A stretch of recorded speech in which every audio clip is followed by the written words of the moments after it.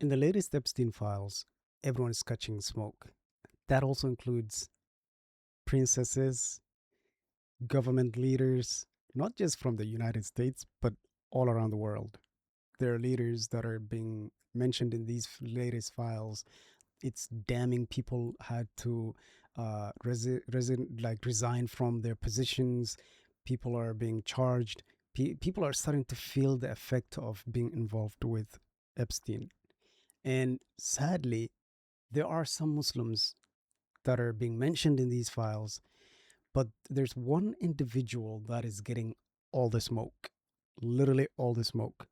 And it's upsetting so many Muslims and really questioning what was the thought process behind this individual's act. Why would they do this?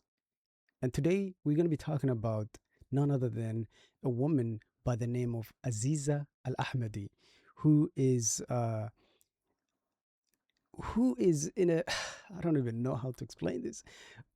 Who sent pieces of the cloth that covers the Kaaba? For those of you who are not Muslims and you're like, what is the Kaaba? I'm talking about this right here. A lot of non Muslims refer to this as the black box that Muslims worship. Hello? We don't worship the black box, okay? We do not pray to the black box, the Kaaba. We pray to Allah subhanahu wa ta'ala. We face the Kaaba, we face the black box, but we do not worship the black box. Okay, let's make that clear for my non-Muslim viewers, if there's any of you out there. Okay, so this is called the cloth itself without the structure. Without the structure, the cloth itself is called kaswa.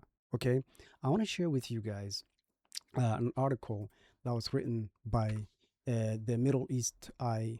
Okay, this article right here. The Epstein files show Kaaba cloth pieces from Mecca shipped to him via UAE linked contacts. And that contact is none other than the woman that I just mentioned, Aziza Al Ahmadi.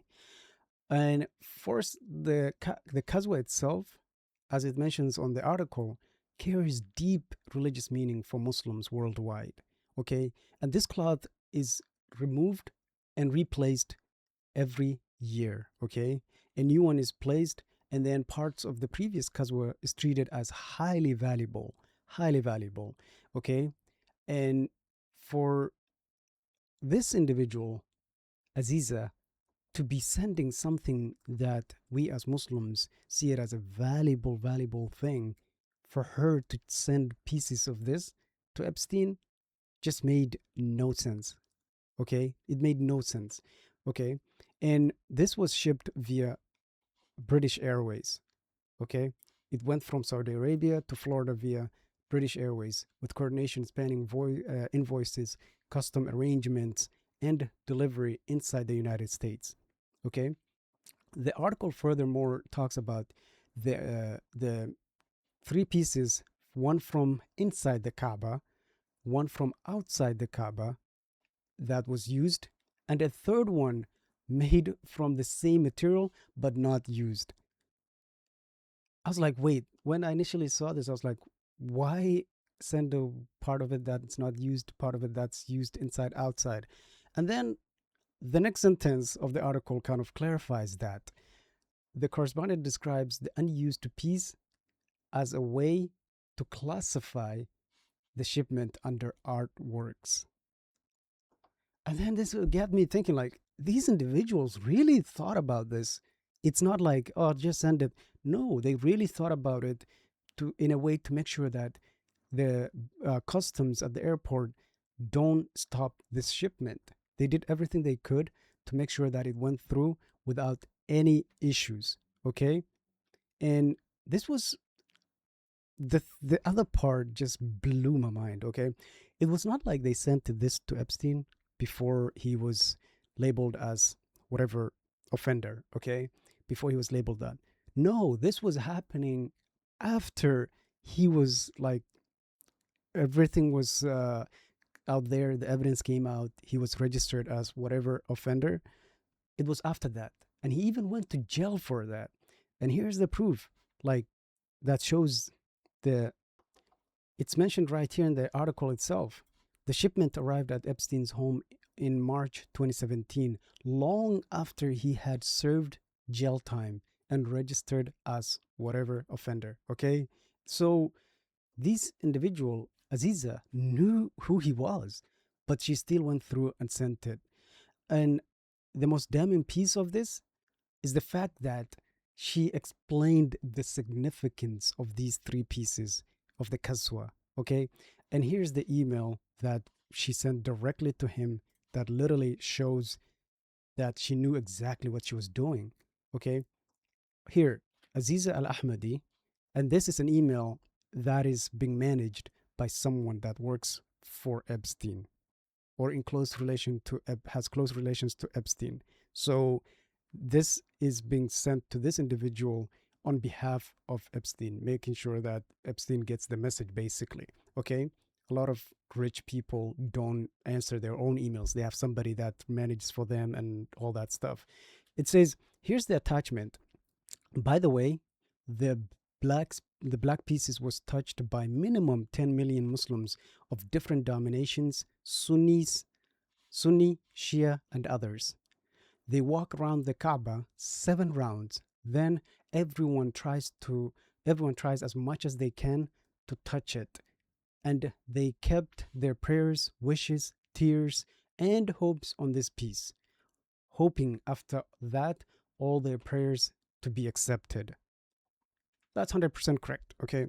When we Muslims go for pilgrimage in Saudi Arabia, specifically go to Mecca and Medina, the two holy cities for us Muslims, one of the goals that every Muslim has is to try not to just see the Kaaba with our own eyes, but also to touch it, to kiss it. And it means a lot to us, okay? And this is something that every single Muslim tries to do at least once in their lifetime. I've been blessed to be able to go there twice, and I've been able to touch it once. And the reason why it's significant for us to even, she says try, is because there are millions of people that go there. When you go there, there's in at one time you will see thousands of people circling, doing the rounds, and everybody's fighting to get closer to the Kaaba, to touch the Qaswa, to kiss it, and all that stuff. This picture right here was actually one that I took myself on my first time going there. Okay. And I've been blessed to be able to touch it and kiss it. This is, I don't have a really good picture, but this is one of the pictures of me kissing and touching, and just looking at this picture, every time I look at this picture, gets me emotional. Okay. Because I know the significance of it. Okay. And for this woman to send a piece that is this sacred to us Muslims, to an individual that she knew was, or someone that was already like registered as whatever offender, just blew my mind. Okay, it just blew my mind, and it made zero sense as to what her end goal was, like what she was trying to get out of this. It made no sense to me. Okay, and here's the other thing. This was not the only communication that she had with Epstein. And yes, she might have not had like direct communication with this individual, but still, I'm like, how deep does the relationship go? How deep does it run? Because after the Arma, what is it? Yes, Arma hurricane that happened in the Caribbean, she reached out to him asking how things are, and he replied, everyone is safe. That's the most important. Some structures, all this is mentioned in the article, which I'll link below for you guys to check out, and also the direct messages. I'll link all that below for you guys to read the whole thing yourself. But it mentions right here, this was his response: everyone is safe, and that's the most important.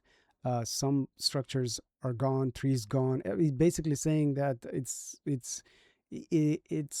affected a lot of the structures or the things that he owns. It's a mess, but can all be rebuilt. Thanks for checking. The secretary wrote. Ahmadi replied, promise to send new tents, with a smiley face. What? Like, I'm just baffled by all this. Okay, it just makes no sense as to what the goal is. And not only that, the other part that kind of was messed up is the fact in another email, Epstein's long time assistant Leslie sent Ahmadi a DNA test kit. Like, what are these people doing? Like, it's just, I'm like, what are they doing? Like, what is the point? What's going on? What's the connection? And I'll end with this. The other thing that I don't understand is how one individual is connected to so many powerful people. That I don't understand. Not it was one thing if so many powerful individuals were connected to a good individual that was doing good, not just on the public, like the outside, what's known out there, but in private too. A lot of these things that Epstein kind of is known for now happened privately. But I'm talking about if all these powerful individuals were connected to this one individual who was doing good outside publicly and also privately doing good things. But this is an individual that on the outside, it seems like he appeared to be connected to so many people and everything was fine and stuff. But behind the scenes, him and everybody who's connected to is now being accused. I say for the other people accused because this is still ongoing investigation, I guess, but they're all involved in things that are just so damning that people like who are in powerful positions are forced to resign because of these files, because of all the proof that's coming out about them involving Epstein. With that being said, guys, I hope you I would love to know what people think. For my non-Muslim viewers, if there's any, are we as Muslims overreacting? Like, should we be just coming down and just relax and just let it go, or are we justified to react the way we are reacting? In my case, I'm furious about this whole situation because I understand the value of the Kazwa and how significant it means to us as Muslims, and something that is so sacred to us Muslims being attached to someone like Epstein. That is what infuriates me. That's what pisses me off. That's what boils my blood, basically. But I would love to know what you guys think. And for us Muslims, like, how do you feel? Do you share my frustration? Do you share my confusion? Do you share everything that I'm feeling, or you don't? I would love to know all that in the comment section. Please don't forget to like the video and subscribe to the channel. I do commentary on things that I'm interested. Some of them will be Islamic related. Some of them will have nothing to do with Islam, but I'm interested in sharing with you guys and talking about it and sharing my insights on it. So if you're into that, please consider subscribing. And every now and then I might share some vlogs with you all. But mainly I'll be doing commentary on things that is going on around the world today that are impacted by millions of people, basically. And if you're interested in content like that, please consider subscribing to the channel and giving this video a thumbs up, and comment below what your thoughts are, because I actually read every single comment. Whether I reply to it or not, I do read them. So with that being said, I'll talk to you guys in the next one. Peace out. عليك وسلم المولى محمد. I look up to the best of the men, and I'm working on the test to the end, by following the message he sent, and try turning these lessons into action. And oh, I pray for the day that I see you in my dreams. Rahmatul lil Alameen, for all you